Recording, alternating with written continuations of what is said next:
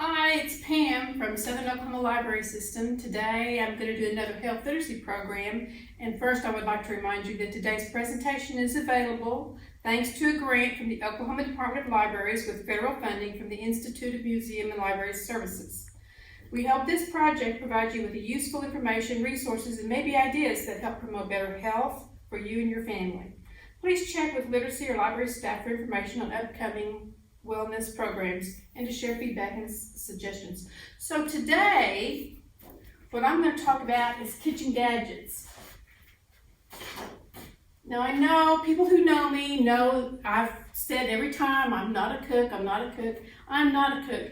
And I can remember years and years ago my sister told me if you just had the right tools, you would enjoy it more.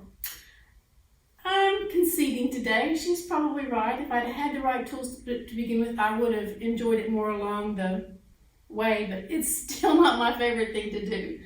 But today I'm going to show you kitchen tools I never knew I needed until I started to cook at work. The number one thing is parchment paper. Oh my gosh, parchment paper is the best thing. You put it in your cookie sheet, whatever. You mash it down in there. Do not spray it. Do not spray it with anything.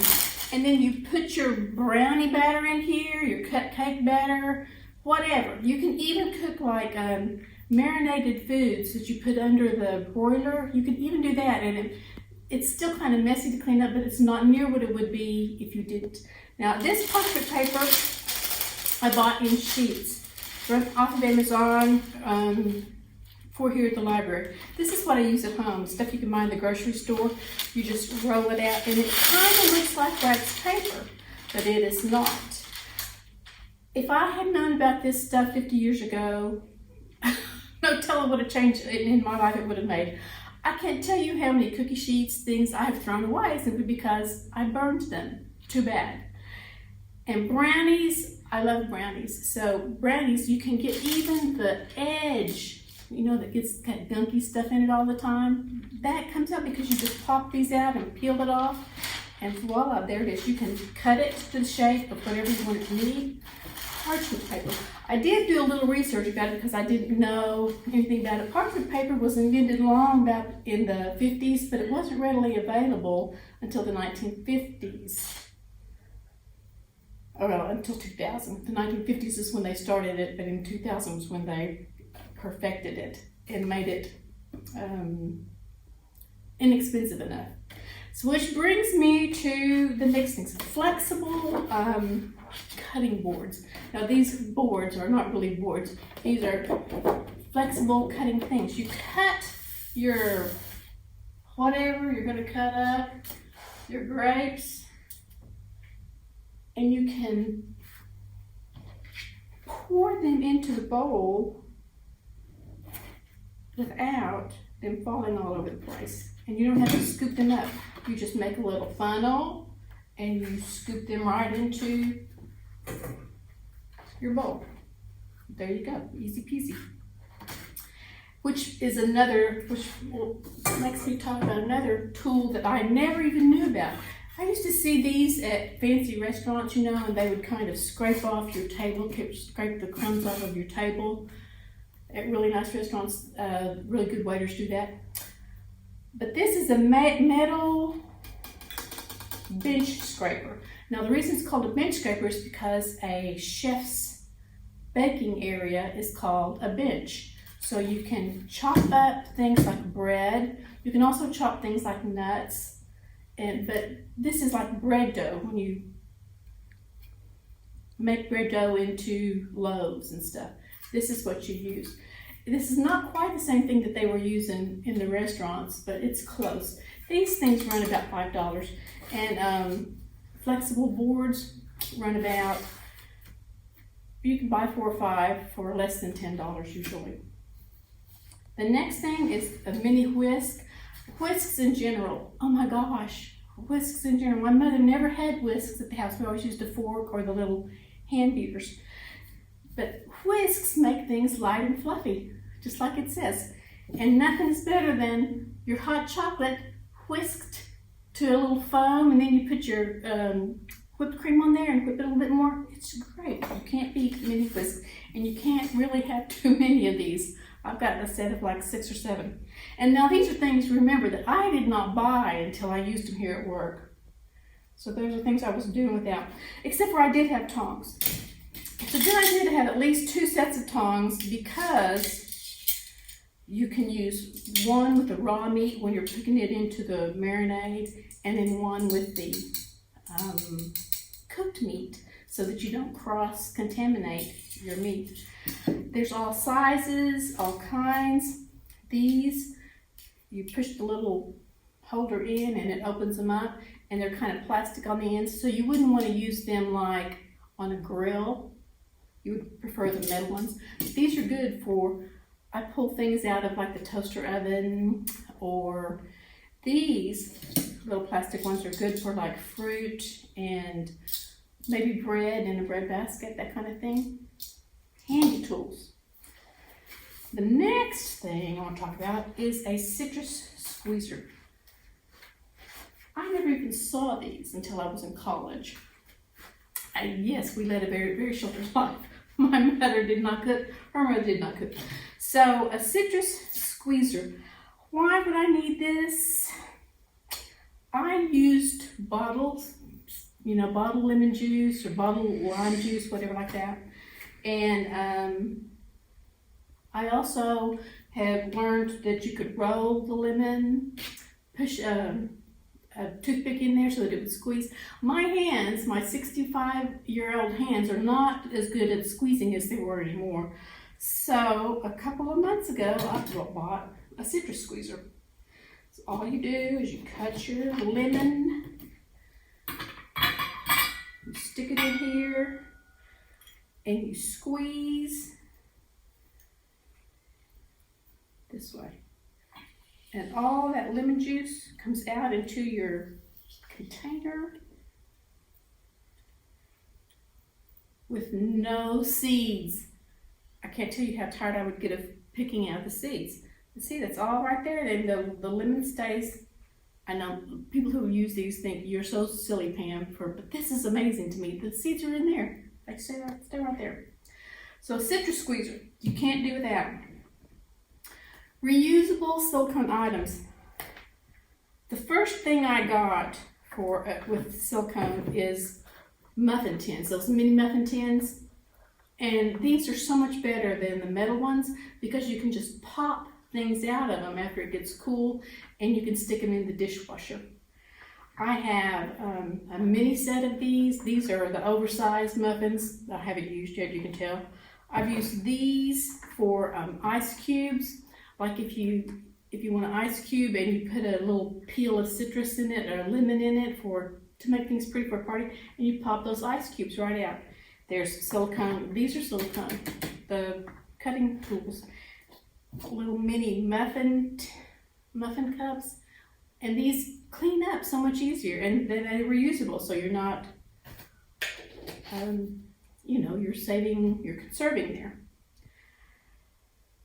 There's all kinds of things that are silicone, and that's what parchment paper is. It has a really light coating of silicone on it. And then another thing, my mother never had a sifter. My grandmother, her mother didn't use a sifter. When I was in high school and took a home ec class, the teacher there used a sifter that you squish like this and the flour sifts through it. Well, that was so hard to keep clean. I always found flour at the bottom of it, and I didn't like it. So I eventually just threw it away and just did without it. And then when I made a batch of really doughy cookies, I decided I might need to do something different. So what I use now is a sifter. You put your flour in there, you just tap it on the sides, and it comes out in a really fine layer of your dry ingredient. Usually flour and powdered sugar is what I use this with the most. And I use a smaller one for powdered sugar because I usually just dust like cookies and brownies and stuff. Strainers cost about $10, and you can get them all different sizes. Apple tools, oh my goodness. I did a whole bunch of programs on apples. So you can take your apple, your clean apple, And this is just a core. You just stick that round thing right over that core, smash it down, pull it back out, and there's the core. You can fill this part up with your sugar and whatever, and make really good apple things. And then I found this slicer. You put that over the core. You could usually leave the core in there, but since I've already cored it, you put that over the center, over the core, and then you just slice your apple. Easy peasy. I also have an apple peeler core that you stick the apple on there and you twist it and it peels it and cores it. And you know, if you're doing a lot of apples, if you're making apple butter or apple jelly, whatever, then you might need that. This you don't, and it makes it a perfect size. You can dip them in the lemon juice that we just squeezed to keep them from getting brown. So those are my apple tools. Mini spatulas. I love spatulas. I have it at home. I have the little bitty ones, so you can scrape the very edge of that corner to get the brownie out of there or get all the batter out of the bowl. These are, these metal ones are to like cut brownies, and then it's kind of bent here so that you can lift the brownie out. And it also is really useful for if you frost a lot of cupcakes, you can use these really thin blades to get it all around, and it makes them a nice smooth covering for that. A microplane grater.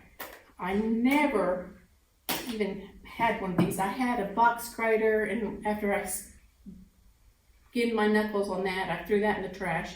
And basically I didn't use a grater for a long time because I bought shredded cheese. I buy, you can buy carrots that are shredded up, and what else? Oh, lemon. If I wanted lemon peel, I would use a vegetable peeler. And if I wanted lemon zest, I usually just didn't use that. I just dropped that out. But this is really cool. You can, it's finer and it's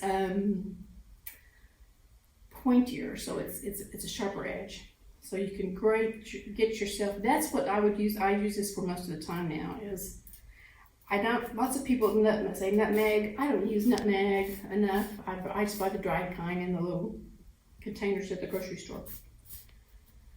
And meat thermometers. Forever and a day, I have always just kind of cut the meat to see if it was done or not in the middle, you know, especially pork and chicken. But here, it always said use the meat thermometer. Well, here is, I do not have one of these at home. This is a battery powered one. But you can stick this pointy edge down into the meat. Or it doesn't even have to be meat. You can use this in a candy or a cake, anything. And it tells you if it's done by the temperature. And there's a little chart in here that tells you, you know, that hamburger meat has to be 260 or whatever it is. Which is another thing. I used to see these hanging on lots of people's ovens. And I couldn't figure out why they would have a thermometer inside their oven when the oven has a thermometer. You know, it tells you it's 350 degrees, which is what you cook nearly everything at. But lots of times people's ovens are not calibrated correctly. And so you stick this in the back of your oven. It's just a little $5 oven thermometer, and it tells you. So you know to adjust. Okay, so if it's supposed to be 350, I need to put it on 400, and then my brownies will get done. That's when you start to notice, is when your brownies and your cakes don't get done. And the last two things I want to talk about on Pam's personal kitchen gadgets are a toaster oven and an immersion blender. A toaster oven I did not have in my house until about 3 years ago when I started using one here. I thought it was really handy. And it's really handy at home because in the summertime when you're doing these peak hours where they don't want you to use electricity between 2 and 7 because that's when electricity costs the most and you're pulling the most, well, that's when you cook dinner. And you can't cook everything on a grill outside. I'm sorry, you just can't. So at my house, we bought the toaster oven, and it doesn't heat your house up. And then you're not working against yourself by heating up the house and then cooling it down, so getting double electricity there. This Black & Decker is a convection toaster oven. It cost about $60. It may cost more than that now because I bought it about 3 or 4 years ago. And I have cooked everything in this oven. I have cooked bread. I have cooked 6 mini loaves of bread. I have cooked like 4 foil packet dinners. We've cooked pizza. We've cooked brownies, muffins. This is just like an oven. It's just like an oven, and it's wonderful. It's easy to clean. You just have to keep the little crumb doodad.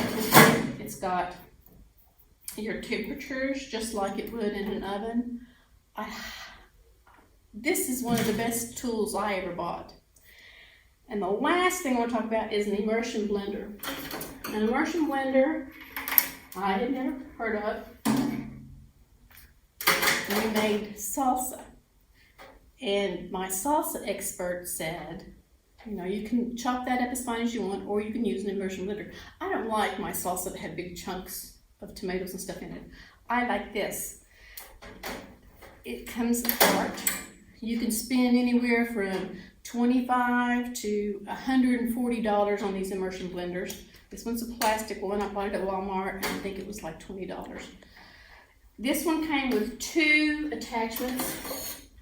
One you can use for like blending smoothies, that kind of thing, and it has 2 speeds. It seemed like the same speed there, but they're 2 speeds, trust me.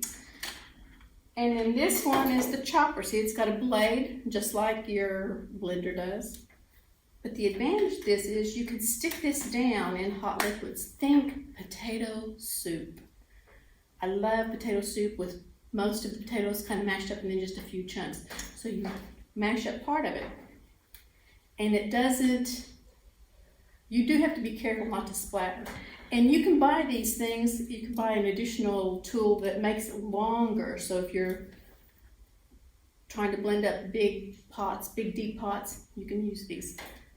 Don't use them in small containers. This would make a big, huge mess when you do that. But this is really cool. I do not have one at home now because I don't cook like that. But probably when I leave here, I will probably buy one just because I've learned how to do lots of things. So those are not necessarily new tools, the best tools. These are the tools that I have become accustomed to using with all my little programs that I do here. And it's kind of carried over. I use this stuff at home, and I do enjoy cooking a little more, but it's still not my favorite thing to do. And I highly recommend trying out some of these. Thanks for watching. Bye.